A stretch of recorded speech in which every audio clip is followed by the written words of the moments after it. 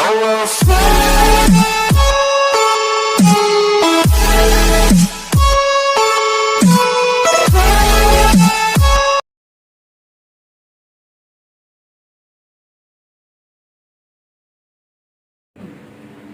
Student, जैसा कि हम लोग फिजिक्स का चैप्टर 4 विद्युत धारा का चुंबकीय प्रभाव पढ़ रहे थे, जिसका 2 लेक्चर आप लोग पहले पढ़ चुके हैं। आज ये तीसरा लेक्चर है और तीसरे लेक्चर में जो आज हम पढ़ने वाले हैं वो चुंबकीय क्षेत्र में आवेश की गति।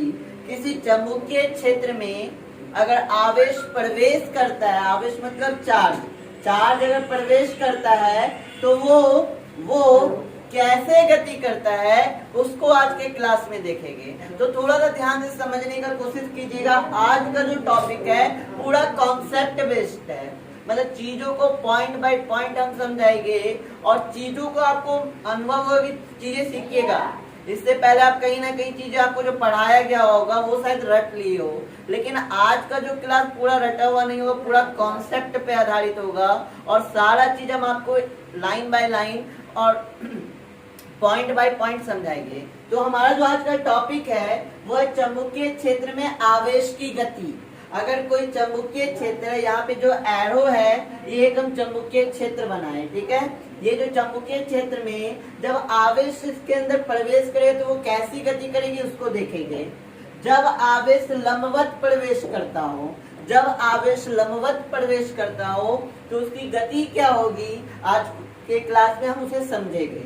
तो स्टार्ट करते हैं। सबसे पहले आप याद कीजिए, हम लोग चुंबकीय क्षेत्र को एक एरो के द्वारा दर्शाते थे, एक तीर चिन्ह के द्वारा दर्शाते थे। अब थोड़ा सा ध्यान दीजिएगा। मान लीजिए कि ये एक तीर है, अगर ये आपके साइड आएगा, ये तीर अगर आपके साइड आएगा तो आपको क्या दिखेगा, ये पॉइंट दिखेगा। चीजों को ध्यान से समझिएगा। अगर तीर आपके साइड आएगा तो आपको क्या दिखेगा, पॉइंट दिखेगा। ये मान लेते ये जो चुंबकीय क्षेत्र ये एरो है, अगर ये आपके साइड आ रहा है, ठीक है, आपके साइड आ रहा है तो आपको क्या दिख रहा है, इसके आगे का पॉइंट दिख रहा है। अगर आपसे अपोजिट आई ये तीर, ठीक है, ये अपोजिट आए तो ये आपको क्या दिखेगा, पीछे का साइड, और पीछे का साइड इसको क्या कहते हैं, क्रॉस। देखिए ये चुंबकीय क्षेत्र की दिशा को बताता है कि ये किस ओर है। ये पॉइंट और ये क्रॉस को ध्यान से एकदम समझिएगा। ये जब पॉइंट कहीं रहेगा इसका मतलब क्या है, चुंबकीय क्षेत्र तल से बाहर की ओर है। जैसे ये व्हाइट बोर्ड है तो अगर ये बाहर की ओर हो, अगर ये पॉइंट दिखा रहा है तो मतलब चुंबकीय क्षेत्र क्या है, इस व्हाइट बोर्ड, ये जो तल है, ये जो समतल है, इससे बाहर की ओर है। अगर ये एरो दिख रहा है पीछे का, इसका मतलब कि चुंबकीय क्षेत्र इस तल के अंदर की ओर है। इस चीज को हमेशा याद रखिएगा।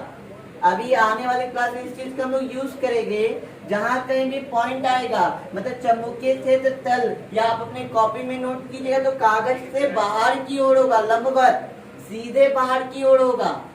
अगर ये क्रॉस दिखे आपको तो समझिएगा कागज से लंबवत अंदर की ओर। मैं इस चीजों को लिख भी देता हूं। अगर ये पॉइंट आ जाए, डॉट आ जाए, तो कागज के तल, जब पॉइंट आता है तो क्या होता है, कागज के तल के लंबवत बाहर की ओर, कागज के तल के लंबवत बाहर की ओर, बाहर की ओर, ठीक है। याद रखिएगा ये पॉइंट जो आ रहा है एरो, ये पॉइंट जब आपके साइड होगा, मतलब तीर आपके साइड जाएगी तो चुंबकीय क्षेत्र की दिशा क्या होगी, कागज के तल के लंबवत बाहर की ओर। क्योंकि आप कॉपी में देखिएगा तो कॉपी में वो क्या होगा, बाहर की ओर। और अगर ये क्रॉस आ जाए, ये क्रॉस आ जाए तो ये हो जाएगा कागज के तल के लंबवत अंदर की ओर,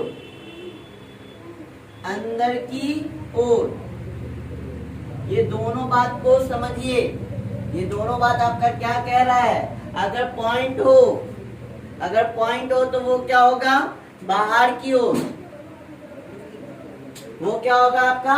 बाहर की ओर। अगर पॉइंट आ जाए, पॉइंट कहीं भी आए तो चुंबकीय क्षेत्र की दिशा क्या होगी? बाहर की ओर। अगर क्रॉस आ जाए तो चुंबकीय क्षेत्र क्या होगा? तल के अंदर की ओर। ये दो पॉइंट को समझ के चलिएगा, ठीक है? पॉइंट रहेगा तो कागज के लंबवत बाहर की ओर, और क्रॉस रहेगा तो कागज के तल के लंबवत अंदर की ओर। अब हम लोग आगे एक चीज पढ़े हैं कि चुंबकीय क्षेत्र में कोई आवेश रहता है तो उस पे बल लगता है, चुंबकीय बल F। वो कितना लगता है? Q V B sin theta. लगता है कि नहीं लगता है? याद कीजिए पिछला लेक्चर, पिछले पार्ट के वीडियो में इस चीज को बताया गया, बखूबी अच्छे से समझाया गया है कि किसी चुंबकीय क्षेत्र में कोई आवेश गतिमान है या आवेश गति कर रहा है तो चुंबकीय क्षेत्र उस आवेश पर बल आरोपित करता है, और वो बल आरोपित कितना होता है? F is equal to q v b sine theta. यहाँ तक बात क्लियर है? अगर इसका सदिश रूप देखते हैं, वेक्टर फॉर्म देखते हैं, तो F वेक्टर बराबर क्या था? Q b vector cross b vector, b vector cross b vector. ये सारी चीज आपको पिछले वीडियो में या पिछले लेक्चर में ये सारी चीज आपको बताया गया है। अब यहाँ पे देखिए ये जो क्रॉस है, ये एक चुंबकीय क्षेत्र है, और क्रॉस जो है वो क्या बता रहा है? चुंबकीय क्षेत्र क्या होगा? कागज के तल के लंबवत अंदर की ओर। ये ब्लैक मार्कर समझ लीजिए चुंबकीय क्षेत्र है। ये जो चुंबकीय क्षेत्र क्या होगा? बोर्ड के अंदर। आप लोग कॉपी में लिखिएगा तो कागज, मेरे लिए व्हाइट बोर्ड है तो हम बोर्ड की बात करते हैं, तो ये बोर्ड के क्या होगा? अंदर की ओर होगा। यहाँ तक बात आ रहा है समझ में? अब यहाँ पे समझना है कि जो वेग, जो आपका क्या बोलते हैं, जो आवेश इसके अंदर गति करेगा, लंबवत आवेश जो गति करेगा, जो मेरा टॉपिक है, जब आवेश लंबवत प्रवेश करता है, मतलब सीधे लंबवत प्रवेश करता है, तब उसकी दिशा क्या होगी? पहले दिशा देखेंगे कि बल किधर लगा रहा है। चुंबकीय क्षेत्र में जैसे ही आवेश आ जाएगा तो वो बल किधर लगा रहा है उसको अच्छे से समझिएगा, एकदम पॉइंट बाय पॉइंट चीजों को समझिए और बहुत अच्छे से समझाएंगे। तो स्टार्ट करते हैं। मान लेते हैं यहाँ पे कि Q आवेश V वेग से, Q आवेश V वेग से इस चुंबकीय क्षेत्र में प्रवेश किया। अब थोड़ा सा समझिएगा यहाँ पे ध्यान से, ये V जो है ये क्या आवेश है जो लंब ऐसे प्रवेश कहाँ किया? चुंबकीय क्षेत्र में। और चुंबकीय क्षेत्र की दिशा क्या है? ब्लैक बोर्ड मतलब व्हाइट बोर्ड के तल अंदर की ओर, कुछ इस प्रकार से। ये समझ लीजिए ब्लैक मार्कर जो क्या आपका चुंबकीय क्षेत्र है, और ये रेड मार्कर क्या है? आपकी आवेश की गति, आवेश की दिशा कैसे जा रही है? ऐसे। तो यहाँ पे देखिए इन दोनों के बीच कितने डिग्री का एंगल बना? 90 डिग्री का। 90 डिग्री का मतलब ये जो आवेश गया ये कैसा किया? लंबवत किया है। अब यहाँ पे हमको ये निकालना है, ये जो Q आवेश जो यहाँ पे लंबवत चुंबकीय क्षेत्र में गया है, इस पे बल जो आरोपित होगा उसकी दिशा क्या होगी? इस पे जो बल ऐसे है कुछ चुंबकीय क्षेत्र अंदर, और आपका आवेश की दिशा इस ओर, तो इस पे जो बल आरोपित होगी, चुंबकीय बल लगेगा, क्योंकि आप पढ़ चुके हैं कि जब किसी चुंबकीय क्षेत्र में किसी गतिमान आवेश को लाते हैं तो उस पे चुंबकीय क्षेत्र क्या आरोपित करता है? बल आरोपित करता है। तो वो बल की दिशा क्या होगी, इस चीज को निकालेंगे। थोड़ा सा मेरे बातों को ध्यान दीजिएगा। बल की दिशा निकालने के लिए आप क्या कीजिए, जो हम पढ़े F is equal to q vector into b vector. B vector आप क्या कीजिए, जो पहले वाला है अपने सीधे हाथ को क्या कीजिए, उसके ओर ले जाइए। सीधे हाथ को क्या कीजिए, अपने उसके ओर क्या कीजिए, अपने जो सीधे हाथ को क्या कीजिए, अपने जो वो आवेश आवेश जिस दिशा में गति कर रहा है उस दिशा में कर लीजिए। सीधे हाथ को, चीजों को एकदम समझिएगा। अपने हाथ को लीजिए और आवेश ना बोर्ड पे है ना, उसे अकॉर्डिंग कीजिए। आवेश की गति की दिशा की ओर अपने हाथ को कीजिए, ठीक है? कुछ इस प्रकार से। ये आपका रेड वाला नोट, ठीक है? कुछ इस प्रकार से। अब आपका चुंबकीय क्षेत्र किधर है? पहले हमको किसके ओर अपने सीधे हाथ को ले जाना है? आवेश के वेग की ओर, ठीक है? अब इसको देखना है चुंबकीय क्षेत्र भी है, और जिस ओर चुंबकीय क्षेत्र है उस ओर क्या करना है, हाथ को मोड़ लेना है। जिस ओर चुंबकीय क्षेत्र है अपनी बाकी उंगली को उस ओर मोड़ना है। तो यहाँ पे देखिए हम ऐसे सीधे हाथ को ले गए, आप बोलिए सर ऐसे ऐसे ऐसे कैसे भी रख सकते हैं, लेकिन ऐसा रखिएगा जिससे आपकी बाकी उंगली आसानी से क्या हो सके, मोड़ सके। ठीक है, तो हम सीधे हाथ को क्यू आवेश जिस दिशा में वेग कर रहा था, गति कर रहा था, उस दिशा में ले गए और बाकी उंगलियों को चुंबकीय क्षेत्र की ओर मोड़ेंगे। तो देखिए अभी देखिए आवेश किस ओर गति कर रहा है, रेड वाला मार्कर ये, और चुंबकीय क्षेत्र क्या है, अंदर की ओर, ब्लैक वाला मार्कर ये। तो ये हो गया मेरा सीधा हाथ। अब ये हो गया ये जो आवेश की वेग की दिशा की ओर। अब चुंबकीय क्षेत्र क्या है, ऐसे है, तो बाकी उंगली को कैसे मोड़ लेंगे, ऐसे मोड़ लेंगे। तो अंगूठा किधर है, ऊपर की ओर, अंगूठा हमारा कहाँ है, ऊपर की ओर। तो ये जो गति, इस पे जो फोर्स लगेगा वो फोर्स कहाँ होगा आपका, ऊपर की ओर। इस पे जो फोर्स लगेगा, बल जो लगेगा, वो बल कहाँ लगेगा, ऊपर की ओर। ठीक है, चीजों को समझिए। हम वापस से चीजों को बार बार रिपीट करें क्योंकि ये चीज इंपॉर्टेंट है, ये समझने लायक है। अब यहाँ पे देखिए ये मेरा क्या है, चुंबकीय क्षेत्र, और क्रॉस साइन क्या बता रहा है कि कागज के तल के लंबवत अंदर की ओर होगा। अब एक आवेश Q जो v वेग से गति कर रहा है, तो ये रेड वाला मार्कर समझिए आवेश, और ये ब्लैक वाला मार्कर क्या समझिए, चुंबकीय क्षेत्र। चुंबकीय क्षेत्र है अंदर और आवेश कुछ इस प्रकार से गति कर रहा है, तो इन दोनों के बीच जो एंगल बन रहा है वो कितना बनेगा, 90 डिग्री। 90 डिग्री मतलब ये कैसा होगा, लंबवत होगा। और लंबवत है तो फोर्स क्या लगेगा, फोर्स किस दिशा में लगेगा, बल क्या आरोपित करो, क्योंकि जब चुंबकीय क्षेत्र में कोई आवेश गति कर रहा है तो उसमें बल लगता है, और कितना बल लगता है ये पता है, F = Q V sin theta, ये बल हमें पता है। लेकिन कितना बल आरोपित करेगा ये बाद में देखेंगे, बल किस दिशा में आरोपित करेगा पहले ये समझेंगे। तो बल किस दिशा में आरोपित करेगा, क्योंकि हमको बल निकालने नहीं बोला, हमको गति बोला कि कैसे गति करेगी। तो किस दिशा में बल लगेगा ये निकालते हैं। तो किस दिशा में बल निकालना, आप क्या कीजिए, सबसे पहले अपने सीधे हाथ को जिस ओर आपका क्या है आवेश गति कर रहा है, सीधे हाथ को उस अकॉर्डिंग रख लेना है। आपका आवेश कुछ इस प्रकार से ऐसा है ना, यहाँ थोड़ा मार्कर को समझिए, कुछ इस प्रकार से, तो ऐसे रखे। अब बाकी उंगलियों को उस दिशा में मोड़ेंगे जिधर आपका चुंबकीय क्षेत्र है। तो चुंबकीय क्षेत्र किधर है, अंदर की ओर, तो बाकी उंगली को कैसे मोड़ेंगे, अंदर की ओर। ठीक है, अंदर की ओर, किधर मोड़ेंगे, अंदर की ओर। तो ये अंगूठा कहाँ है, अंगूठा कहाँ है हमारा, ऊपर की ओर, तो फोर्स कहाँ लगेगा, ऊपर की ओर। पहले ये बात आया समझ में, यहाँ तक कॉन्सेप्ट क्लियर है सभी का। अब आगे और समझिए, ये आवेश अभी ऐसे गति कर रहा था, मान लीजिए अब यहाँ पर कि आपका ये जो Q आवेश है, आपका जो ये Q आवेश है, ये कुछ इस प्रकार से गति कर रही है, v वेग से कुछ इस प्रकार से गति कर रही है। ठीक है, अब देखते हैं कि जो चुंबकीय क्षेत्र है इस पे जो बल आरोपित करेगा उसकी दिशा क्या है। ठीक है, अब ये चेक करेंगे हम कि जो चुंबकीय क्षेत्र इस पे बल आरोपित करेगा उसकी दिशा क्या होगी। तो अब यहाँ पे थोड़ा ध्यान दीजिए, अभी जो कॉन्सेप्ट बोले बस उसी को समझना है।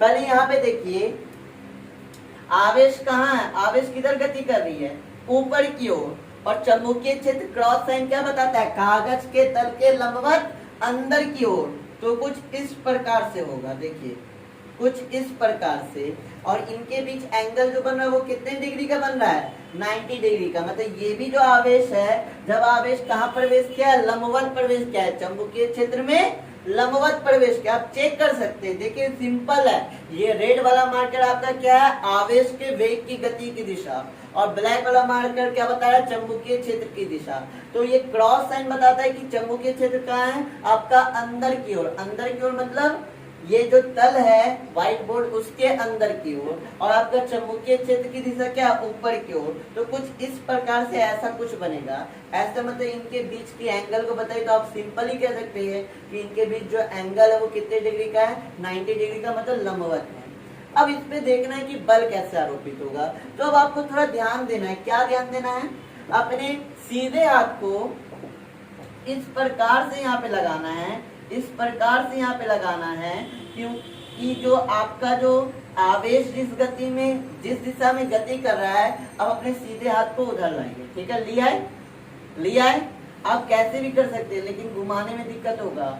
आवेश को ऐसे लाएं, अब बाकी उंगली को किसकी दिशा में घुमाना है? पहले किसकी दिशा में सीधे हाथ को लाना है? वेग की दिशा में। बाद में बाकी उंगली को किधर घुमाना है? चुंबकीय क्षेत्र की दिशा में। तो पहले हम क्या लाए? आवेश के वेग की दिशा में अपने सीधे हाथ को लाए और बाकी उंगलियों को घुमाइए। चुंबकीय क्षेत्र कहाँ है? आवेश जब ऊपर था तो चुंबकीय क्षेत्र क्या? अंदर की ओर।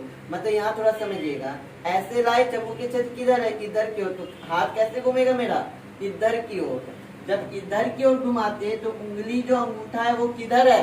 अंगूठा किधर है? इधर की ओर। मतलब इस पे जो बल आरोपित हो रहा होगा वो बल आरोपित किधर हो रहा होगा? वो बल आरोपित आपका, उसकी बल की दिशा होगी कुछ इस प्रकार से।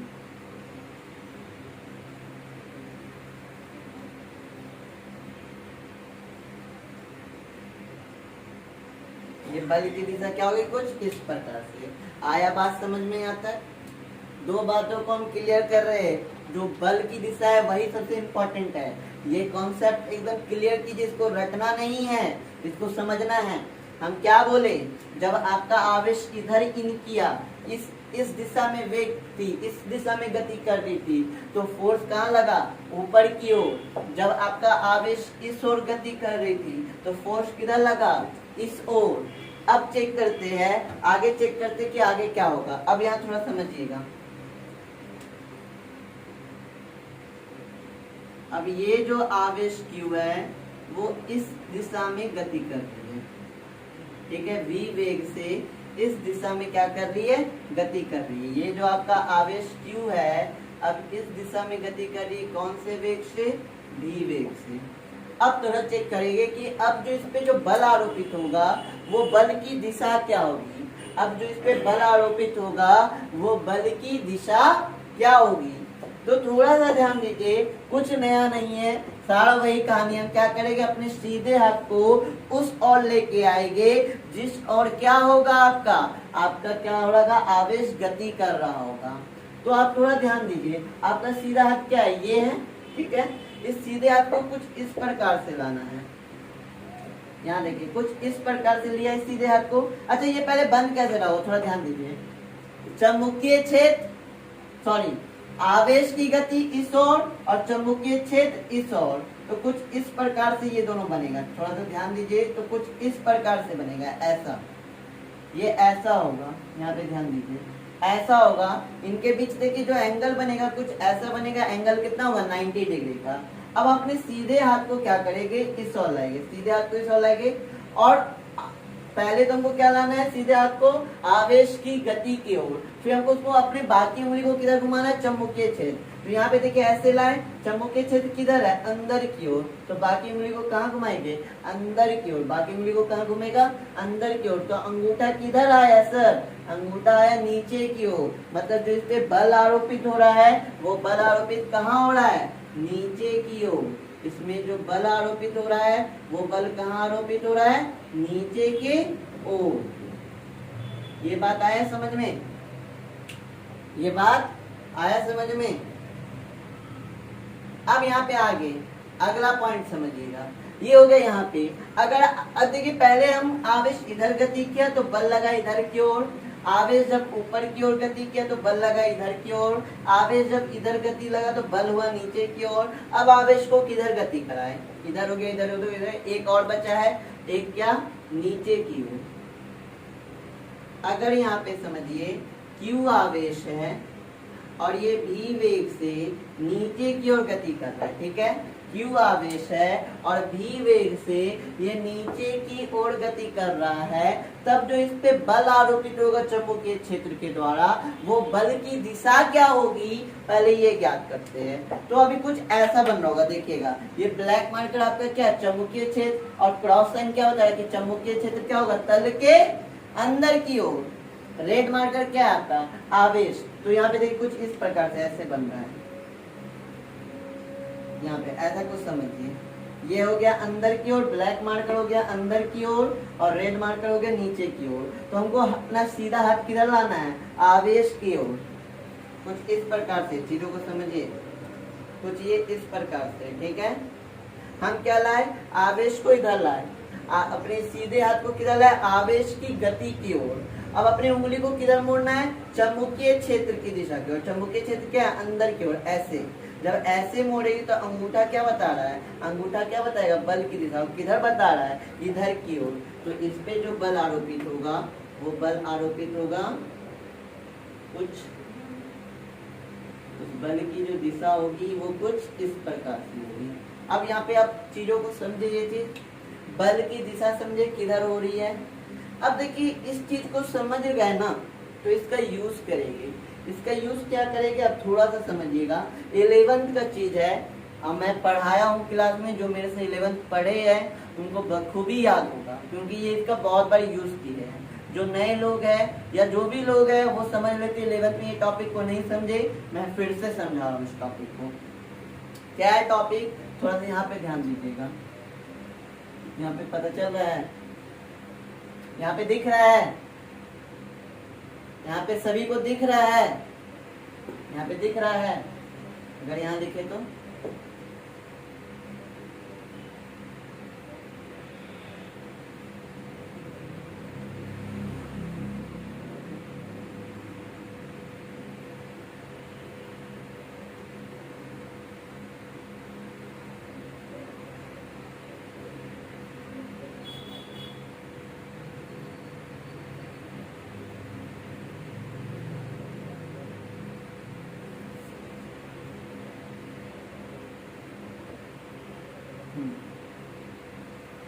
चलिए थोड़ा, अगर आपका वेट ज़्यादा गोल नहीं हुआ तो कोई बात नहीं, काम चलाना है।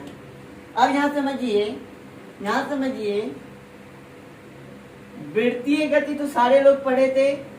इसमें एक चीज हम बताए थे कि कोई m द्रव्यमान की वस्तु, कोई m द्रव्यमान की वस्तु v वेग से, m द्रव्यमान की वस्तु v वेग से गति कर रही है और ये वस्तु केंद्र के साथ r त्रिज्या बना रही है। ये वस्तु m द्रव्यमान की कोई वस्तु है, वो केंद्र के साथ जो त्रिज्या बना रही है वो क्या है, r है, और ये v वेग से गति कर रही है। तो याद कीजिए, आपको बता चुके हैं, तो ये जो वस्तु है ये केंद्र की ओर क्या लगाती है, एक बल लगाती है। वस्तु कहीं भी रहे, कहीं भी गति करे, तो ये केंद्र की ओर क्या लगाती है, एक बल लगाती है।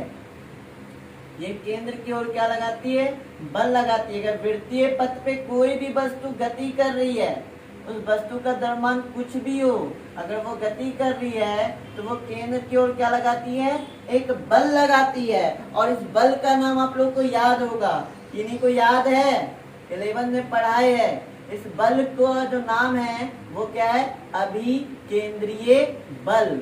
इस बल का क्या नाम है, अभिकेंद्रीय बल। अब शायद याद आ गया होगा। याद कीजिए, जब कोई वस्तु किसी वृत्तीय पथ पे गति करती है, किसी वृत्तीय पथ पे गति करती है, तब वह वस्तु क्या करता है, वृत्त के केंद्र की ओर, वृत्त के केंद्र की ओर वो क्या लगाती है, बल आरोपित करती है। उस बल को ही क्या कहते हैं, अभिकेंद्रीय बल।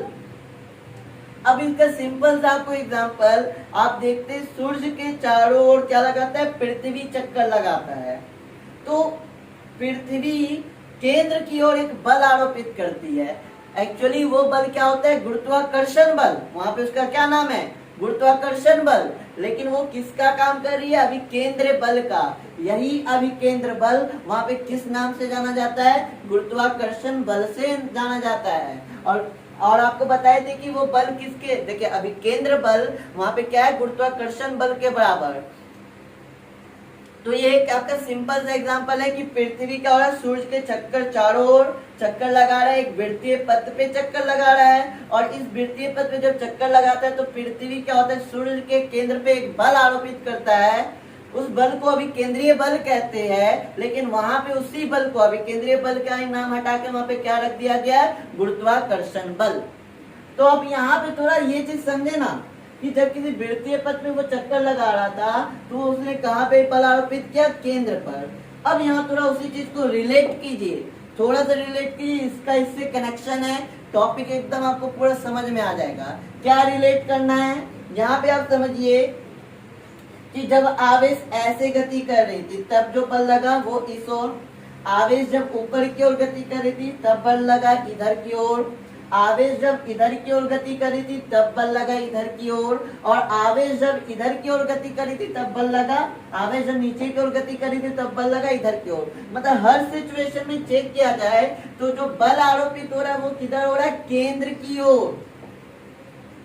हर स्थिति में अगर आप चेक कीजिए कि आवेश कहीं भी गति कर रही थी किसी भी दिशा में इधर की तब बल लगा ऊपर की ओर, जब आवेश इधर गति की तो बल लगा इधर की ओर, आवेश जब इधर की ओर गति की तो बल लगा इधर की ओर, और आवेश जब इधर नीचे की ओर गति की तो बल लगा इधर की ओर। मतलब हर सिचुएशन में ये जो बल आरोपित हुआ किधर हुआ, केंद्र की ओर। और जब कोई वस्तु गति कर रही है, जब कोई वस्तु गति कर रही है और केंद्र की ओर वो बल आरोपित कर रही है तो वो गति कैसी गति होगी, वृत्तीय गति होगी। तब ये गति कैसी गति होगी, वृत्तीय गति होगी। कॉन्सेप्ट को समझिए, रटना कुछ नहीं, सिर्फ मेरी बातों को ध्यान में रखना है। हम क्या बोले कि जब वृत्तीय गति हम लोग पढ़ चुके हैं, वृत्तीय गति में क्या पढ़े थे कि जब कोई वस्तु किसी वेग से वृत्त के चारों ओर चक्कर लगाती है, वृत्त के चारों ओर चक्कर लगाती है तो वह वस्तु केंद्र की ओर एक बल आरोपित करती है, और उस केंद्र को, उस बल को हम लोग कौन सा बल कहते थे, अभिकेंद्रीय बल। और इसकी वैल्यू भी बताए थे। अभिकेंद्रीय बल बराबर क्या होता है, mv² डिवाइडेड बाई r। ये सारा चीज हम लोग 11 में पढ़े और आपको याद होना चाहिए। अभी केंद्रीय बल ऐसे बोले तो ध्यान में आ गया हो कि क्या चीज हम कहना चाह रहे हैं। और उसकी वैल्यू क्या होती है, mv² डिवाइडेड बाई r होता है। तो अब यहाँ पे देखे, यहाँ भी तो कुछ ऐसा ही हो रहा है ना।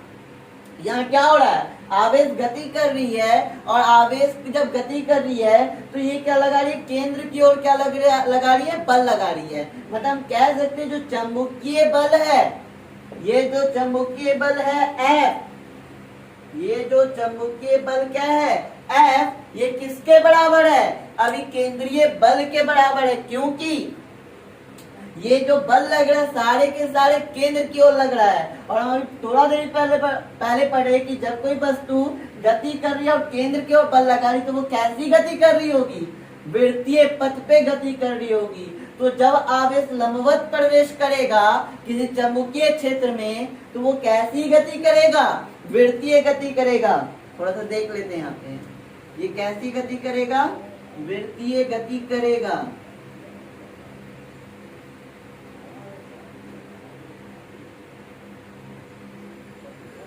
देख लीजिए, वृत्त थोड़ा सही नहीं बना, आप लोग सही बना लीजिएगा। ये कैसी गति करेगा, वृत्तीय गति करेगा। यहाँ तक आया बात समझ में। अब जो हम एग्जांपल दे रहे थे कि जो चुंबकीय क्षेत्र था, इसको लिख भी दे क्या इसका डेफिनेशन,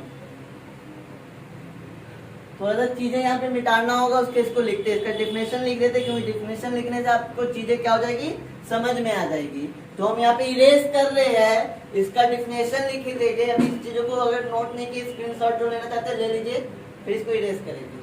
तो हम इसका डेफिनेशन यहाँ पे लिख दिए, अब डेफिनेशन से समझिए। जब चुंबकीय क्षेत्र में आवेश लंबवत प्रवेश करता है तो यहाँ पे ध्यान दीजिए, ये एक चुंबकीय क्षेत्र था और आवेश सब में कैसा प्रवेश हुआ, लंबवत। ये भी हम आपको दिखाए, लंबवत प्रवेश करता है तो उससे अभिकेंद्रीय बल प्राप्त हो जाता है। अभिकेंद्रीय बल क्या है, ये मैं आपको अभी तुरंत समझाया हूँ। लंबवत प्रवेश करता है तो उससे अभिकेंद्रीय बल प्राप्त होता है चुंबकीय बल के द्वारा। ये जो अभिकेंद्रीय बल इसे प्राप्त हुआ, केंद्र की ओर जो बल आरोपित हुआ, वो किसके द्वारा, ये चुंबकीय क्षेत्र के द्वारा जो बल लगा उसके द्वारा।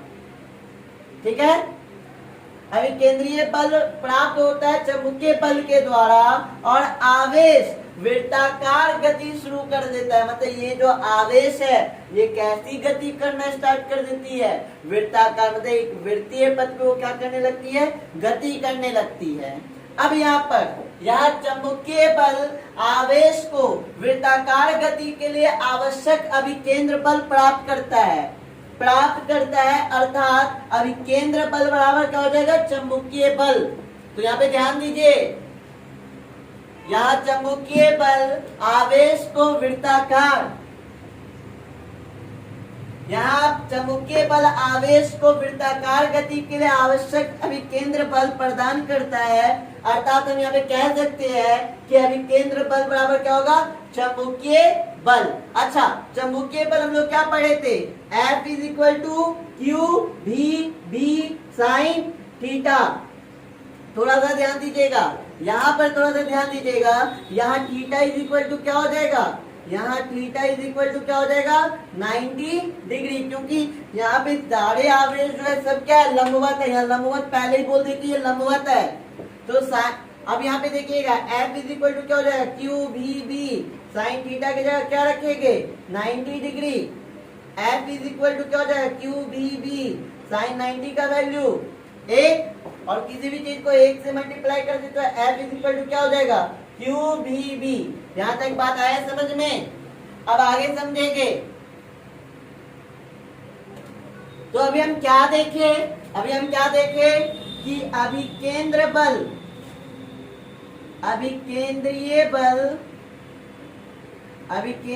बल इज इक्वल टू क्या था, चुंबकीय बल। तो हम यहाँ पे थोड़ा ध्यान दीजिएगा, अभिकेंद्रीय बल का फॉर्मूला हम लोग पढ़ चुके हैं। ये क्या होता है, m b square divided by r, m b square divided by r. और चुंबकीय बल अभी क्या निकाले, F is equal to q v b, ये निकाले ना। अब यहाँ से थोड़ा ध्यान दीजिए, एक बी से एक बी कैंसिल हुआ तो बचा क्या, m b divided by r is equal to क्या हो जाएगा, क्यू इंटू बी। तो v इज इक्वल टू क्या हो जाएगा, v इज इक्वल टू हो जाएगा क्यू बी।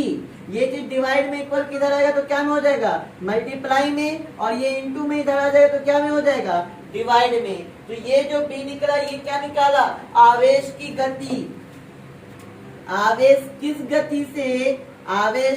गति से चुंबकीय क्षेत्र में गति कर रही है वो उसकी गति निकला। v इज इक्वल टू क्या निकाले, q d r divided by M.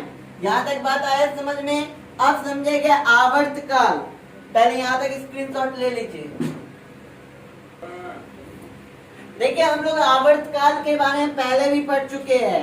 आवर्त काल होता है क्या है, एक चक्कर में लगा समय। किसी इस वृत्त के पूरे गति करने में एक चक्कर में जो समय लगता है उसको क्या बोलते हैं, आवर्त काल। और आवर्त काल को आपको ध्यान में और क्या से डिनोट करते हैं, कैपिटल टी से।